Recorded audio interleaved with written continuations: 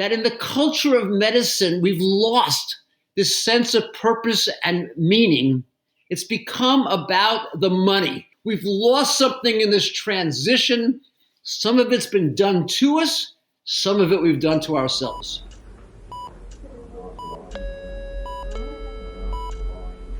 Paging Dr. Cook. Paging Dr. Cook. Dr. Cook, you're wanted in the OR. Dr. Cook, you're wanted in the OR.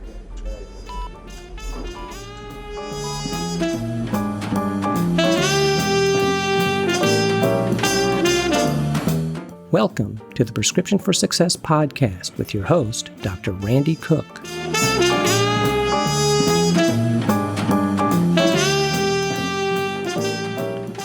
Hello, everyone, and thanks for joining me today on Prescription for Success, which is made possible by MD Coaches, a company dedicated to developing and empowering physicians and other healthcare professionals to realize a greater potential and to achieve a greater level of satisfaction in their chosen fields.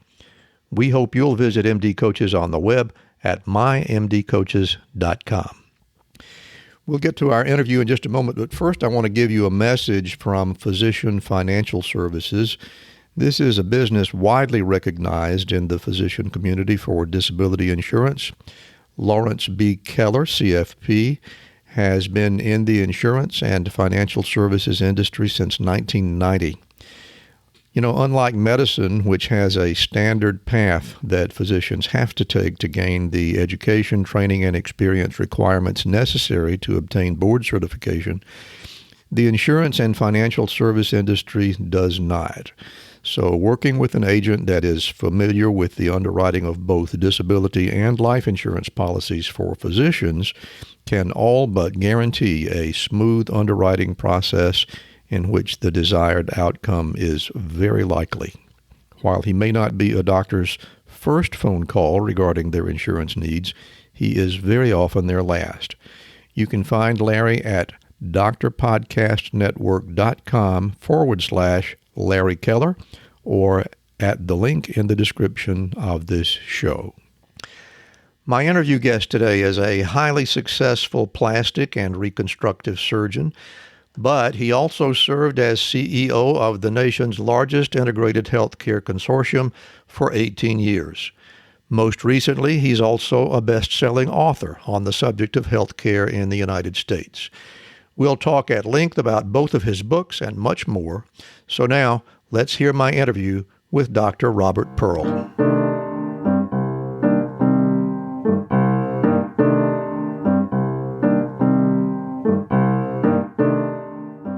It is my great pleasure to be speaking today with Dr. Robert Pearl, who has a lengthy history in healthcare, plastic and reconstructive surgeon, hospital healthcare system executive, and now an author. Robbie, thanks so much for being here and welcome to Prescription for Success. Randy, it's my pleasure. I look forward to our conversation. Me too. Well, Robbie, as always, I like to start with beginnings. I know that you were born and grew up in New York City. I'm wondering where the influences were that made you decide to go to medical school. It's an interesting story in that throughout my career, the word that I would apply would be serendipity. I went to college to become a college professor. I wanted to be a teacher, and I thought that it would be a very fulfilling life career. And my first year in college, my hero, a very excellent professor who went on to become chairman of the department at Reed College, didn't get tenure. Not because he wasn't an excellent academic, but because of his political views. And as funny as it sounds in retrospect, I decided I'd go into medicine to avoid politics. I figured it was life and death. Funny. You know, I've never minded if I wasn't good that people called me out on that. But the idea that somehow politics could affect the judgment, and if my patients did well, I wanted the praise, and if they did poorly, I accepted the criticism. And so that was my decision to go to medical school. and become a physician. Not that there weren't influences. I had an uncle who was a general surgeon whom I respected greatly. My father is a dentist, and I respected his professional life a lot. But it was this notion of the purity of medicine that attracted me to it in the first place. And as I tell people at the end of my most recent book, I still have that same love, but I'm not as starry-eyed about the lack of politics sitting in the profession of healthcare. That's a great story, and it's also a great statement that points out, I think, how innocent we are in our youth. You know, I'll ask you, had you known that practice of medicine and administration of medicine was going to be as politically bound as it was, do you think you would have made the same decision? I don't know if I would have made the same decision, but it was one of the best decisions I ever made in my entire life, and certainly the best one ever made professionally. I can't imagine anything better than being a physician and taking care. I mean, you get paid to make people better. You get paid to save a life. How can you ask for much more in one's professional and personal life? Yeah, ultimately, if you find the satisfaction you were looking for, you find a way to deal with the difficulties. So, well, that's very interesting how you got your start. And you went to medical school at Yale, right, over in New Haven? Yes, went to medical school. And when you got there, was it what you expected? Now, here you had changed your entire outlook on life, and you land in medical school. Was there any culture shock? Were there any early disappointments? What was it like? I had a wonderful medical school career. Now, I will also tell you that part of why I chose Yale for my medical school was the fact that it had a unique program without exams and simply passing the national examinations and writing a thesis were the requirements for graduation. And this lack of exams, I think, was terrific. All of our classmates collaborated rather than competing with each other. You went to class not worrying about the exam that was coming up or the grade that you would get, but how would you learn this so that you could apply it across the rest of your professional career? I cannot imagine having had a better medical school experience. And I had friends in other places that had a very different experience, where they felt that they were hamsters running on a treadmill, whereas I felt I was just engulfed in medical education and becoming what I wanted to be, a physician. It sounds like a brilliant idea, and I have to ask you, and I think you and I were in medical school at about the same time, and I can assure you that mine was much more traditional than that, but do you know if that system was unique to Yale, or was it in use in other medical schools or not? At the time, it was completely unique. As you know, there's been a trend in medical education in that direction. More classes are pass-fail. It's not that there aren't any exams in other places, but they're more pass-fail. As you well know, the horrific examination called Step 1 has now also gone to pass-fail, I think in 2022 or 2023. So I think the whole process of making medical education more humanized is happening, but at the time, at least, Yale was unique, as far as I know, in the nation. Well, you were very fortunate to find yourself in that situation. It must have been very rewarding, and I am envious, I must say. I'm wondering at what point then you made the decision that surgery was the place where you wanted to be, and even at that time, did you know that you wanted to get into plastics and reconstructive surgery? No, once again, serendipity came to the fore. Surgery I knew I wanted to do. I love the craftsmanship of using one's hands. I love the ability in a very short amount of time to take a problem and solve it. I loved the artistry of all the surgical procedures, not just, at that time, actually, I'd never taken any plastic surgery rotations. And I actually came to Stanford University for my residency in cardiovascular surgery, which was Really? my intent at the time. And once again, I had some disillusionment. What I saw was that the cardiac surgeons who were getting the most referrals were not the best technical surgeons. They were not the ones who were achieving the best outcomes. They were the ones who played the politics again, who had the friends, belonged to the right country club. And again, and remember, I graduated medical school, I think I was 24 years old. So I'm still naive, if you want to call it that. And I'm looking for this profession that's going to fill me with this mission and purpose. And I love the cardiac surgery itself. Technically, it was brilliant. But the idea that, again, this politics would be there. And I did a rotation in plastic surgery. And a mentor of mine, who ultimately became the chairman of the department, sent me on an Interplast, an international plastic surgery mission. And I had the chance to watch cleft lip and cleft palate happening. And I fell in love with this opportunity, this ability to take a child whose life is going to be very, very difficult and be able in a short time period to change that destiny. I fell in love and I changed residencies from cardiovascular into plastic and reconstructive. And that's the training that I received through Stanford University's medical school and residency program. So that's very interesting, and it's on right that you made the decision to go into a specialty that is largely seen as cosmetic. And yet the thing that brought you to it or drew you to it was much more connected to the healing arts than most people think about when they think about plastic surgeons. Am I right about that? I think you're right that most people associate plastic surgery with the cosmetic procedures that are part of it. But I also believe that people understand that it's a much broader specialty: hand surgery, head and neck cancer reconstruction, breast reconstruction, microvascular surgery. It's a remarkably broad set of training. People used to joke when I was a resident that it included the skin and all of its contents.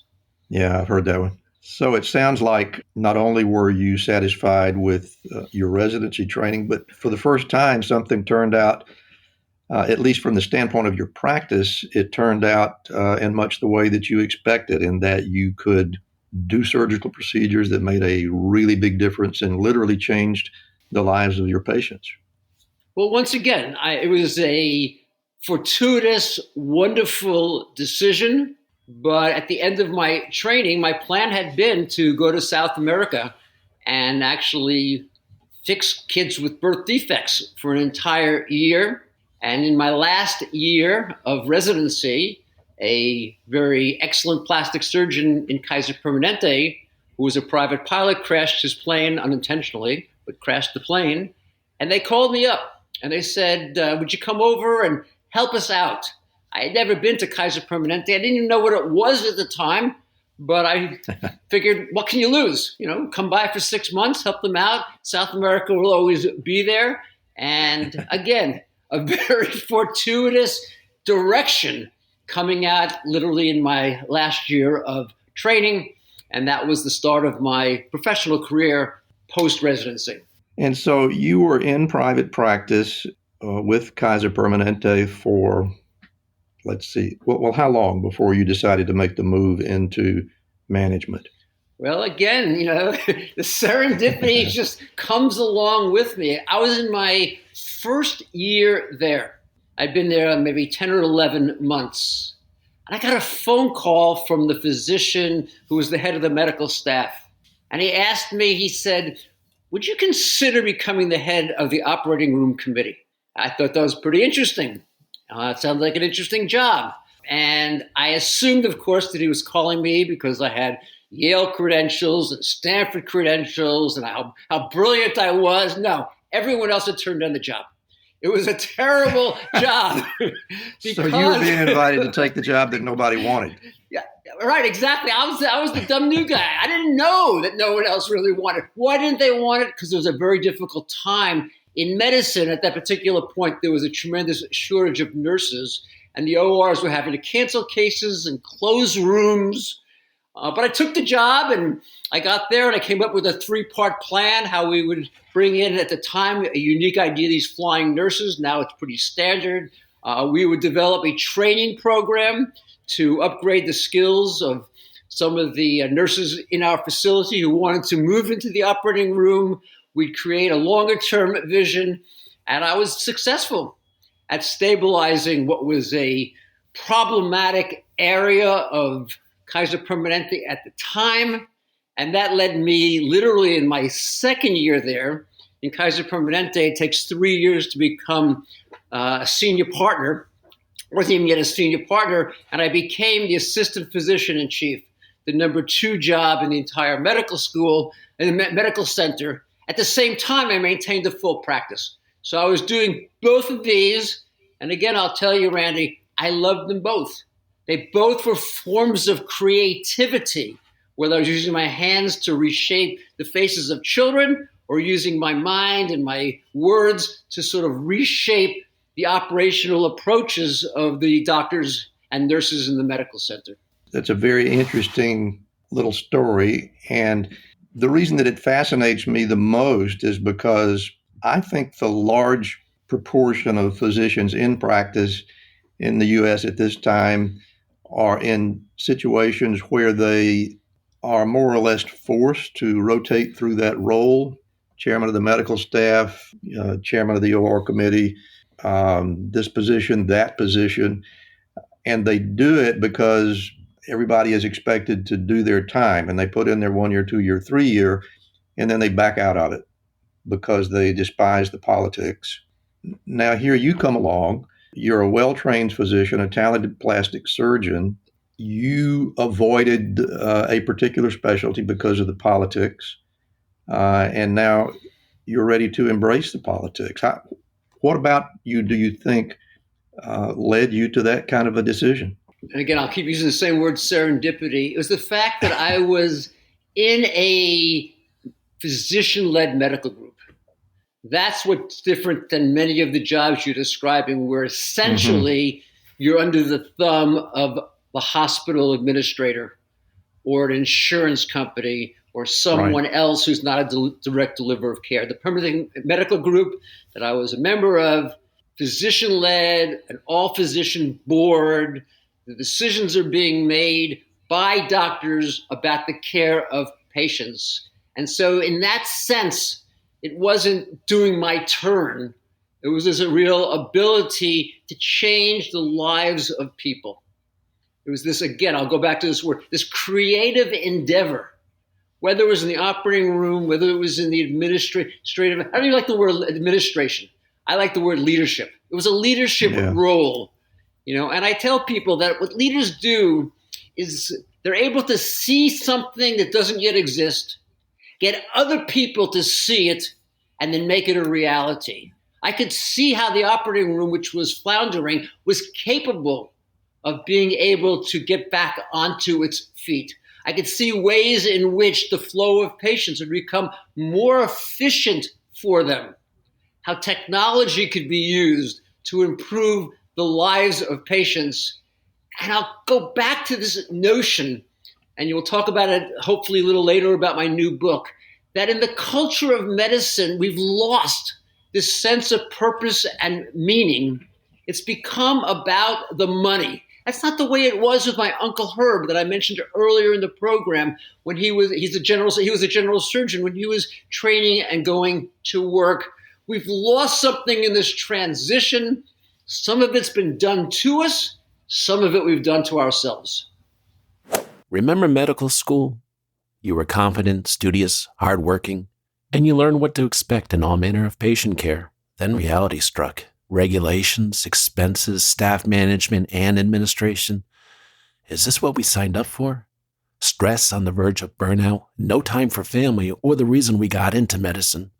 Helping people. What are the options when you're afraid you're in the wrong career? Transition, teach, quit?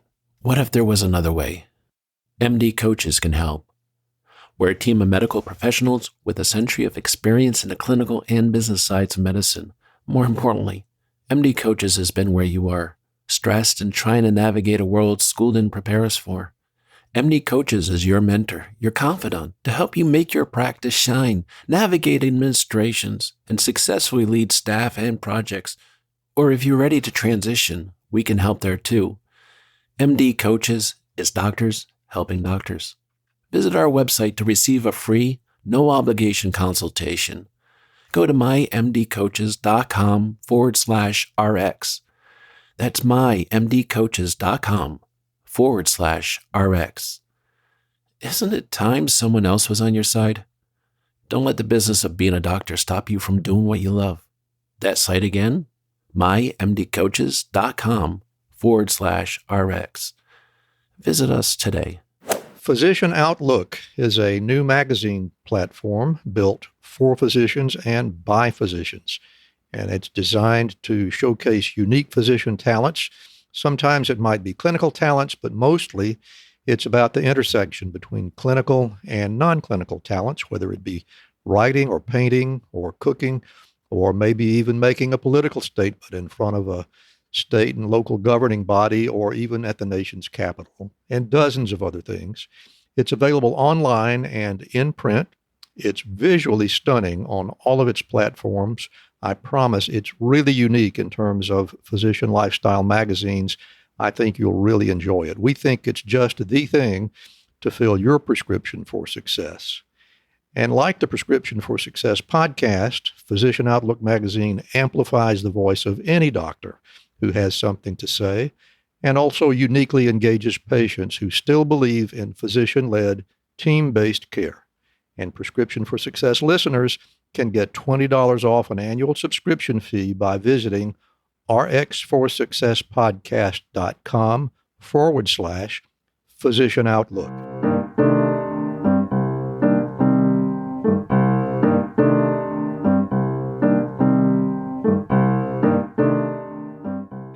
All right, well, let's talk about your exploration of the events that brought us where we are. And I think this is a good time to begin talking about the book. I know we got a brand new one that's waiting to be published, but I want to spend a few minutes on your first one, Mistreated, Why We Think We're Getting Good Health Care and Why We're Usually Wrong. Now, this one came out 2017. I guess it would have been early during the Trump administration. And this is an absolutely unflinching exposure of where all the landmines are in healthcare delivery in the United States. I'm curious to know, and for my audience, please read this book and believe me when I tell you, there is nothing held back here. So, Robbie, I'm interested to know what the reaction looked like to you. Have you gotten any seriously mean criticism? Has it largely been, that's right, Robbie, you're on the right path? What has it been like, the reception to this book? The reception to the book has been overwhelmingly positive. It was a Washington Post bestseller. You know, when you write a book, I'll say in the pre-COVID days, you went on the tour. You spoke at conferences, you spoke in various communities. And at first I was afraid that doctors would stand up and be very insulted. I mean, here I was criticizing medicine, again, not as an outsider, but as an insider that loved it and wanted to see it be better. And it was the opposite.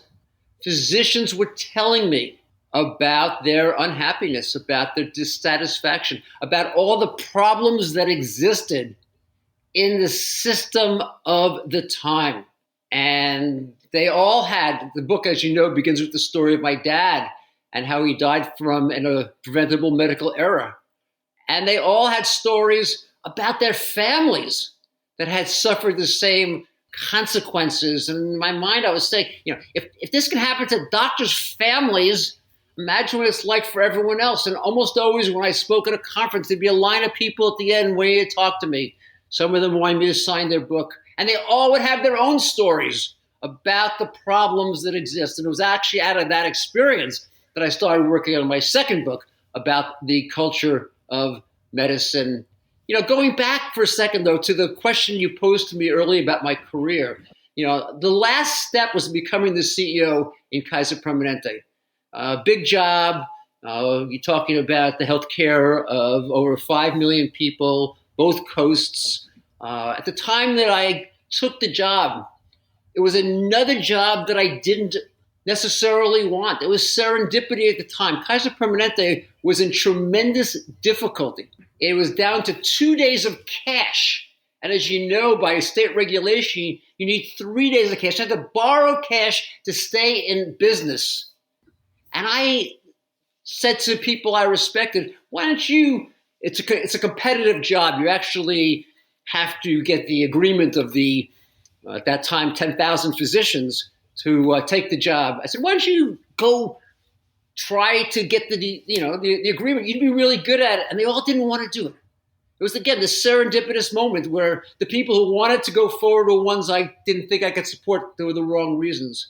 And I took the job. And again, it was the same process of being in a role that to the question you just posed, that I thought would be really negative, and how supportive people are of strong leadership, how supportive they are of people who are willing to tell the truth. Not always happy about it, but supportive of it, wanting to make those changes happening. In the Kaiser Permanente role, I was able to drive the company to becoming number one in the nation in quality based upon the NCQA, the leader in service under J.D. Power Associates evaluations, and to expand the market share from 34 to 46%. And it was those same experiences that took me into this book that you're talking about, the first one, Mistreated. And how could we move the American healthcare system from one that was inflicting harm, as it happened to my father, one that was failing to be able to prevent or avoid complications from chronic disease, one that was not convenient, easily accessible to most patients, one that was harming doctors. And that message, as I go around and speak, including the physicians in the audience or even to medical conferences, it resonated because people knew it was true. They could see it. They might not like to see it. They might not want to make the changes that I was recommending, but they knew it was true. And that's my sense of, and why I now spend a lot of my time writing, that it's not something that people are going to get angry about. They may battle with you to try to come to the right resolution, but there's an integrity that allows people to respect leadership, people who tell the truth. And in the end, it gives me tremendous satisfaction to have written that book and to have the response to it that I did. Yeah, I'm not at all surprised to find that the reception was very positive. And I think the reason for it, Robbie, is because the book really is brilliantly written. You don't tell anything but the truth. You give the facts. You document everything that you say.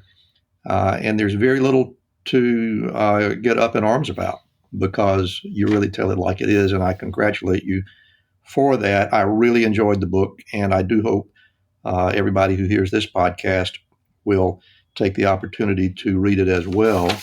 But I'm also very excited about the one that's about to come out in May, Uncaring. This is scheduled for release May 18, I believe, How the Culture of Medicine Kills Doctors and Patients. And in this case, you're not writing so much about the infrastructure of medicine. You're actually writing about the culture. And I couldn't believe that I would have enjoyed the second book more than I did the first, but I think I did, because you're really talking about writing about our heart and our soul in this book. So tell us what your thoughts were when you began this one. As I said, the first book was on the system of medicine. I mean, it made no sense to me that we pay physicians fee-for-service. The more you do, the more you get paid. Often if you make a mistake, you get paid twice, once to make the mistake and once to fix the mistake. 30% of what doctors do adds no value based upon the Mayo Clinic studies. And the whole form of payment made no sense. The fact that doctors are scattered across communities and hospitals are separated from each other. The fragmentation made no sense.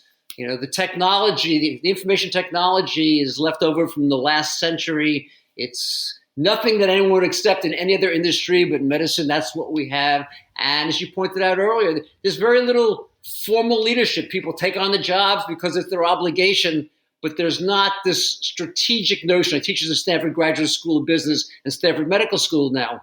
And the business school classes I teach is about strategy. How do you have a sense of, how do you know where you're going to go unless you have a plan to get there? Or how are you ever going to get there unless you have a plan about where you want to go?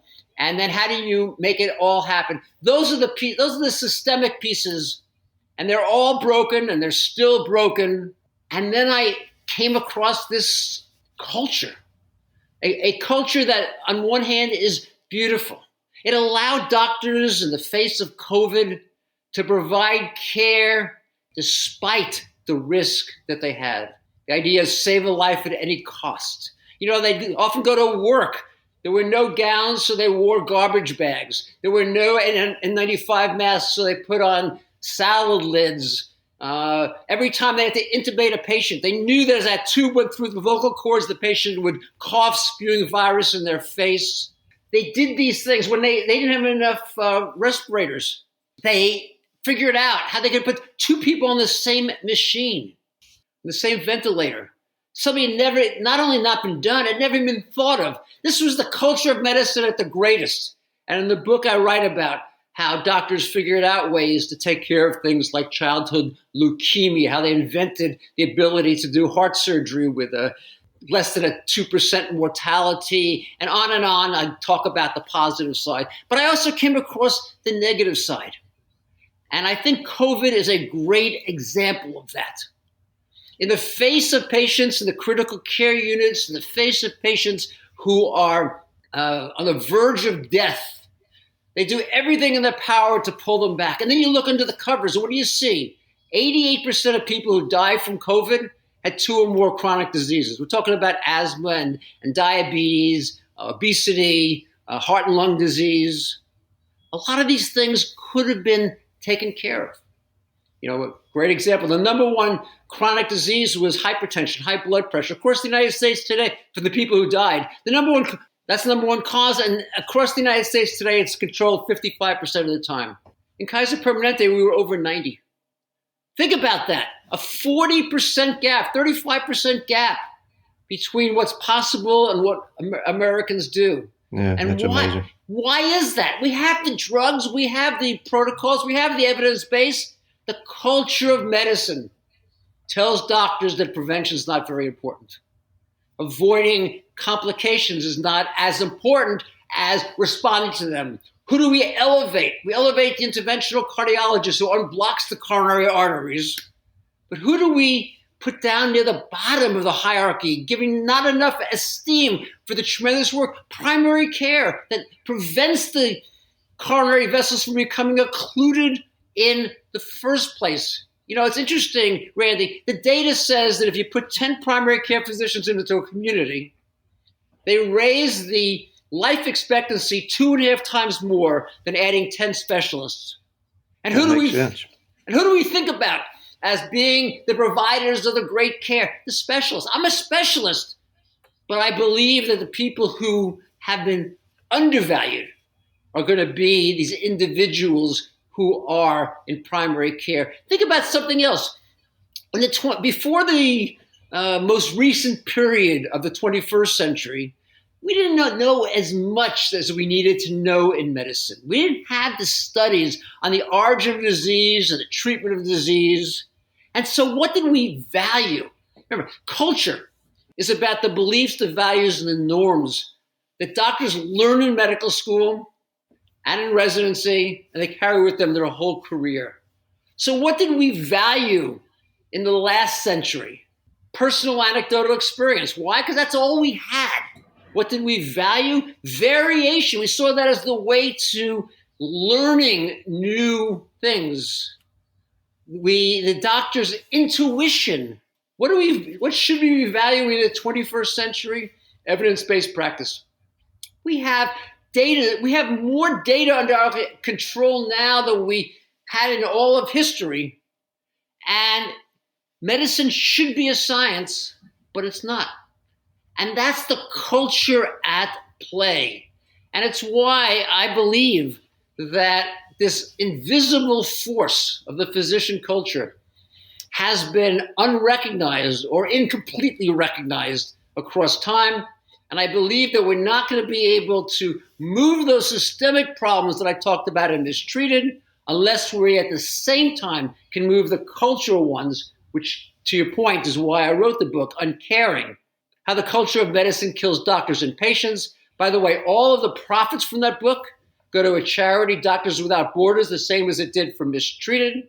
And any of the listeners who pre-buy the book can go to my website, robertpearlmd.com, and they can get some freebies. They can get a signed book plate. They can get a reading guide. They can get some book references. And they can actually have a preview of the introductory chapter that you've had a chance to read, but other people will have to wait until the publication date to get it. Well, believe me, I've already lined up to get all the add-ons when my final copy comes. I've had the opportunity to read the galley proof, and once again, it really is riveting information and really shines a really bright light on something that we just never talk about. We talk a lot about the economics of medicine and how gargantuan and unmanageable they seem to have become, but we haven't really looked carefully at the culture that brought it on. And that's exactly what you've done in this book, Robbie, and it's just beautifully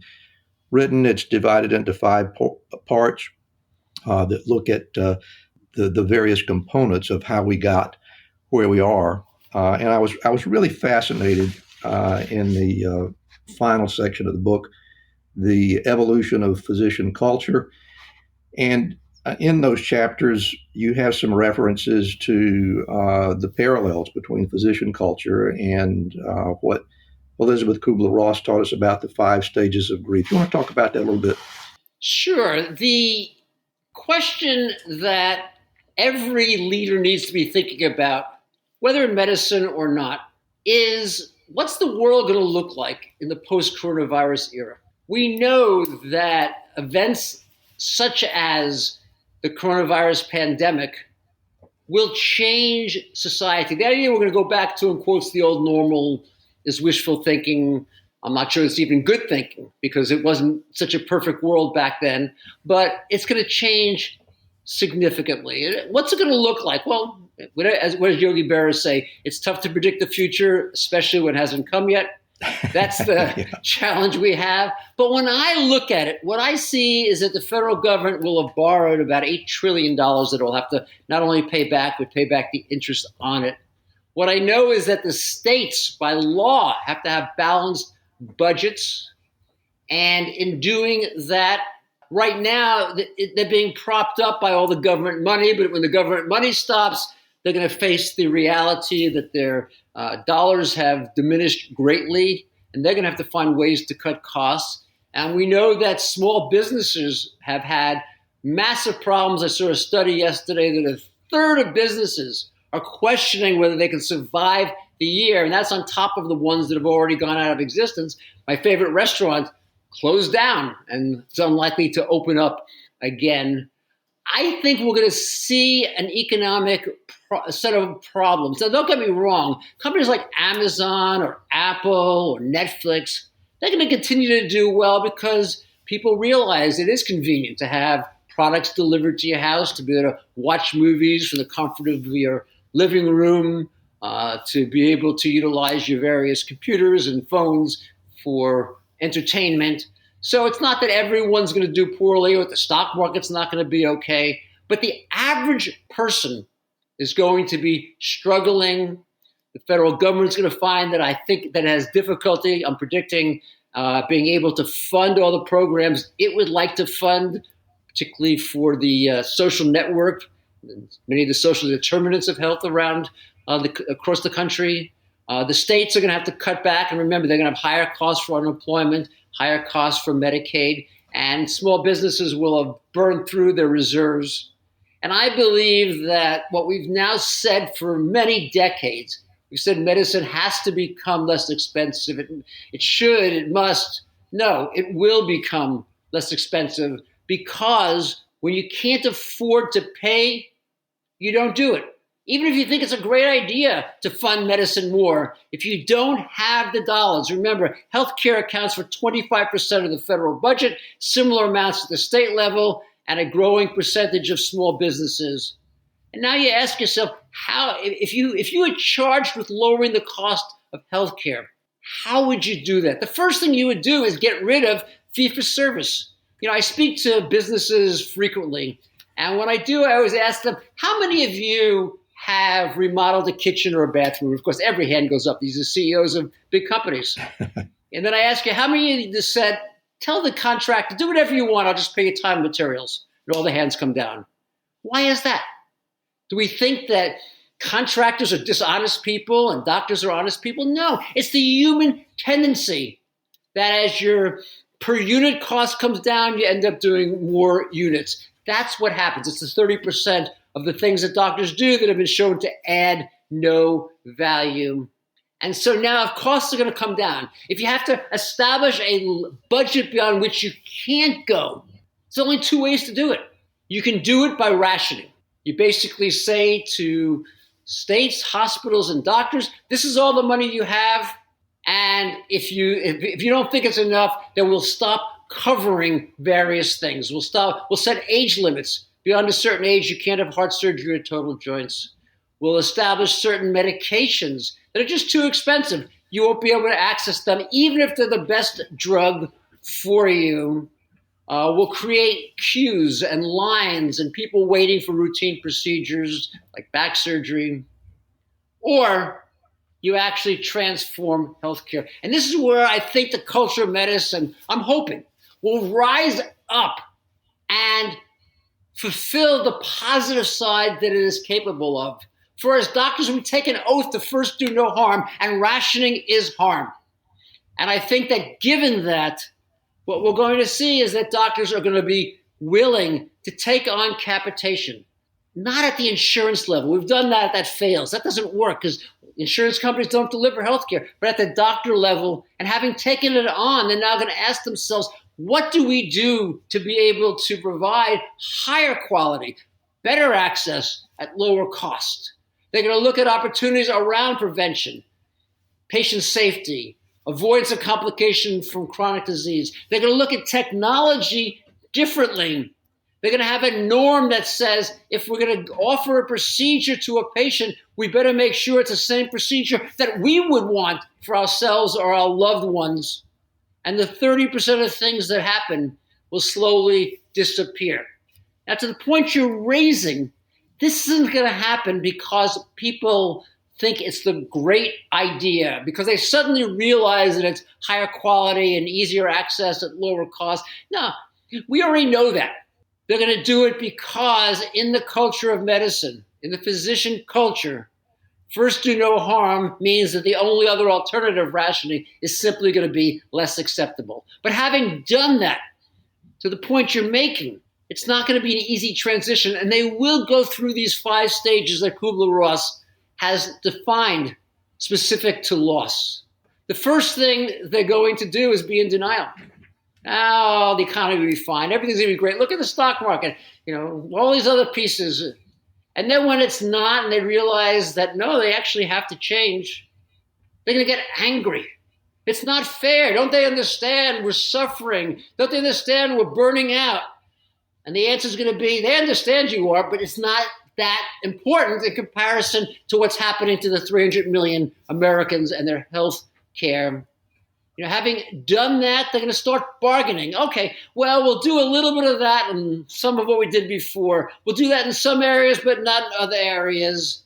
And then when that doesn't work, they're going to get depressed. That's the inevitable process. And then out of that will come, as Kubler-Ross has defined, acceptance.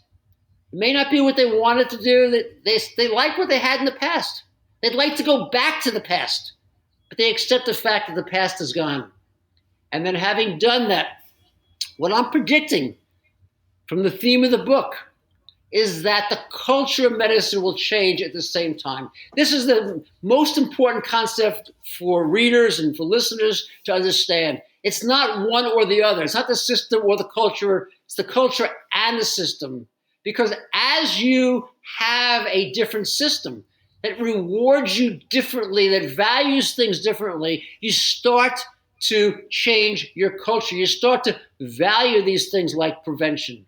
You start to understand that telemedicine, which we've known for decades, is better for patients, more convenient for them, depending upon the problem. Some things you've got to touch or stick a knife or a needle into a patient.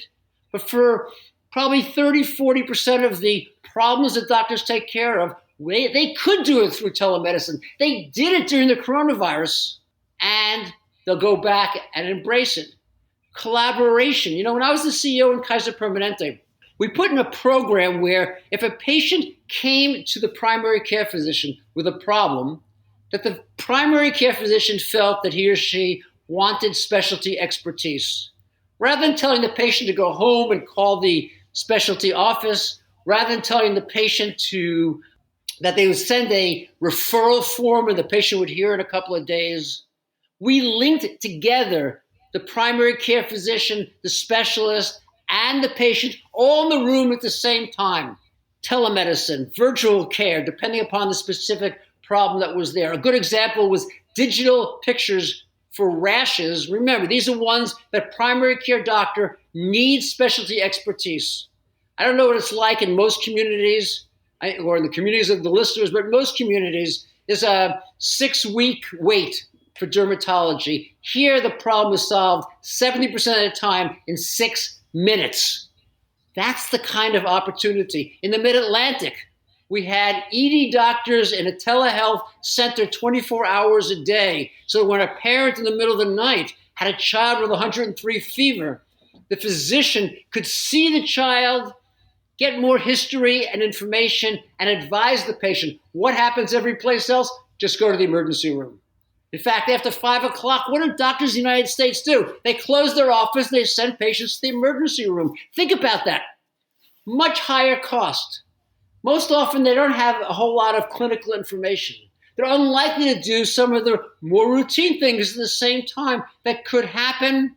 Telemedicine changes all of that, and it makes the patient's convenience become valued more. I think that's what's going to happen. I hope that's what's going to happen. And this coming together of both books, to me, becomes the bookends of the solution to the challenges of American healthcare today. Well, Robbie, it really is a fascinating book, and I think you're right. I think you've given us the seeds of the answers if we're just willing to go ahead and plant the seeds. I also agree with you that these books are much better appreciated as a pair, and I'm going to recommend to our audience that they take advantage of both of them. We are at the point in the program where we're going to ask for some personal advice from you. So I'm going to stand by very quietly and close my mic. And for my audience, Dr. Robert Pearl is going to offer his prescriptions for success. If I might, Randy, prior to that, I do want to raise one other issue for your audience, if that's okay, because it's such an important issue Absolutely. to me, particularly at this moment in American history. And that's the issue of racism in medicine, a topic I cover in moderate detail in one of the chapters of the book. But I want to, again, help people to understand that we're talking about the culture of medicine. If we look at the fact that 3 times as many Black Americans died, percentage-wise, from COVID-19, and I asked 100 physicians why.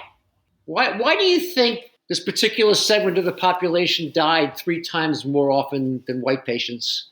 I guarantee you that what we would hear would be a whole litany of systemic answers.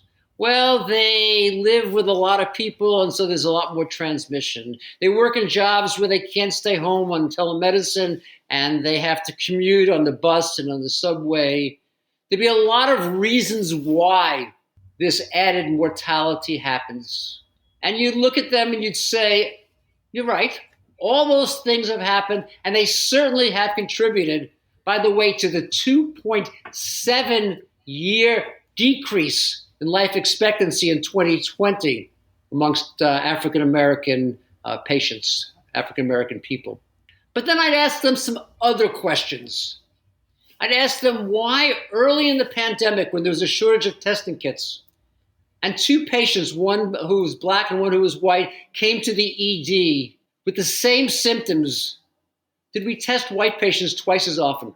I'd want to know when people had procedures, why do we give black patients 40% less pain medication? Why do we offer breast reconstruction more often? Why do we take out ovaries along with the uterus in premenopausal black patients far more often than in white patients? I'd wonder why the mortality for black women was 3 times as high as white women when they were delivering a baby, except when the attending physician was black.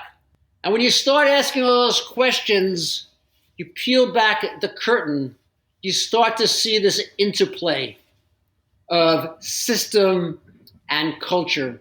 Physicians would like to say it's all about the system. It's equally about the culture.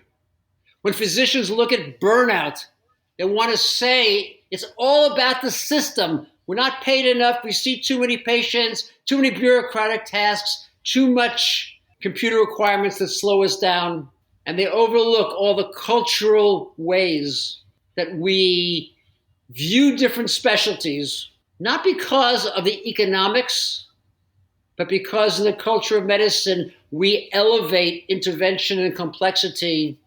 We undervalue the individuals who prevent disease and the ones who are able to manage problems over an entire patient's life. I want to emphasize to people who are listening in the dangers that this causes, both for the patient and for the physician. And I'll tell the individuals who decide to go ahead and purchase the book and go to the website robertpearlmd.com, that what you'll get is addition to all the other information, Randy, that you've talked about, 9 types of questions to ask to protect yourself.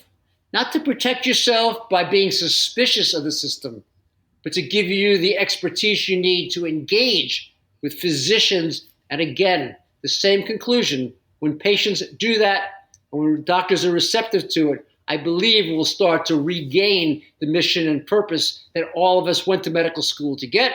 And in that process, we'll see burnout decrease and satisfaction, fulfillment, and sense of purpose return. Let me offer you, though, the question that you posed to me about the prescription for success. The first thing I would say and these are to younger physicians, is become the best doctor you can be. This is the culture of medicine. You have to earn the trust that comes from how you treat patients in order to get the respect that you'll need as a leader of change. The second thing I would say, particularly for those individuals who want to move into a leadership type position across time, is that windows open and close. I learned this from one of my mentors who told me you've got to be prepared to jump through them, and you can't be afraid to take on these leadership roles. There's never a right time in your career, except that always the right time is now. And then finally, I'd emphasize to physicians at whatever point they are in their career, but especially to the newer physicians, please never forget why you became a physician in the first place. You know, I've had the opportunity to have 3 careers, and I've loved all of them. When I was a practicing reconstructive plastic surgeon, I was able to change the lives of, let's say, 10,000 people. When I became the CEO in Kaiser Permanente, I had the opportunity to change the lives of 10 million people. You know, and now, as an author, as a speaker, I have the opportunity to at least influence the healthcare and lives of at least the 300 million Americans. There's not one approach, one set of choices that is so much better than the others. They are all similar. They are all creative. They are all ones that make the lives of others better. And that is why we chose to become healthcare professionals in the first place.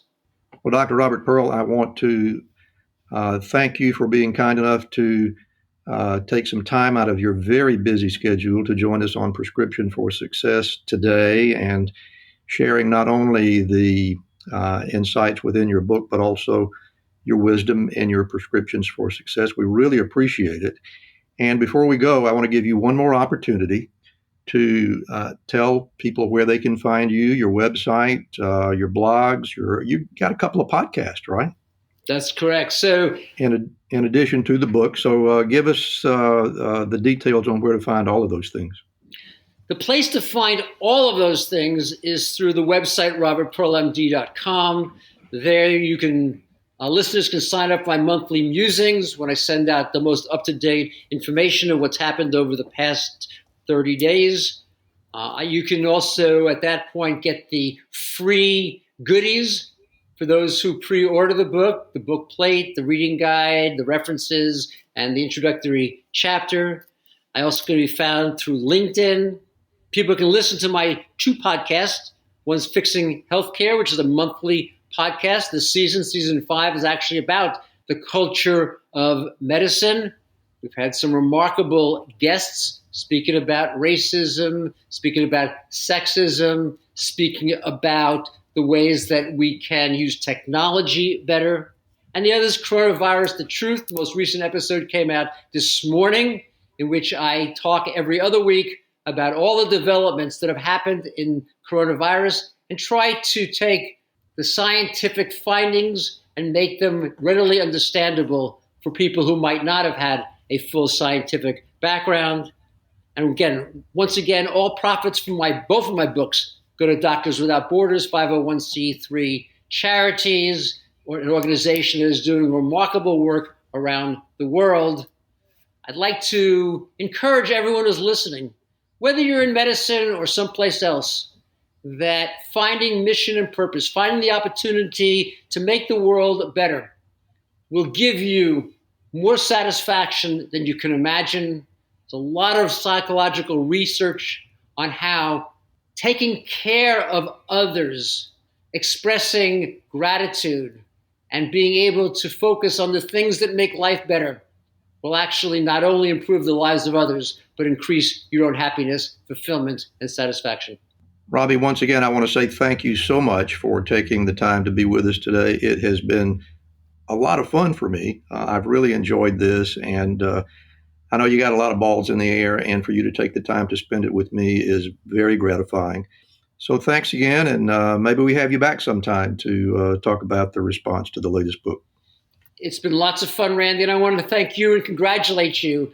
Your focus on how do we make leadership more successful? How do we make the health of people more successful? How can we train, mentor, create the next generation of people who will make positive contributions? It's admirable, and it's been my honor to spend the last hour with you. We appreciate that, Robbie, and thanks again for being here. My pleasure.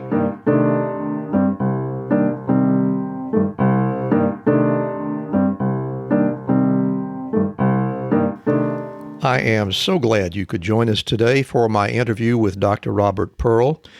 But before we go, please remember to reach out to Larry Keller of Physician Financial Services for your disability insurance needs. He's been around for a while in many physician communities, helping them with the coverage they need. You can find Larry at drpodcastnetwork.com/Larry Keller.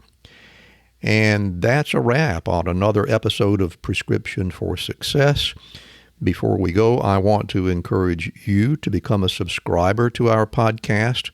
Also, look for even more information about our guests and the show notes at rxforsuccesspodcast.com. We look forward to your comments. We hope we earned a 5-star rating today. And finally, please consider becoming a patron. Just visit patreon.com/RX for Success podcast. Thank you so very much for listening today, And don't forget to fill your prescription for success with my next episode.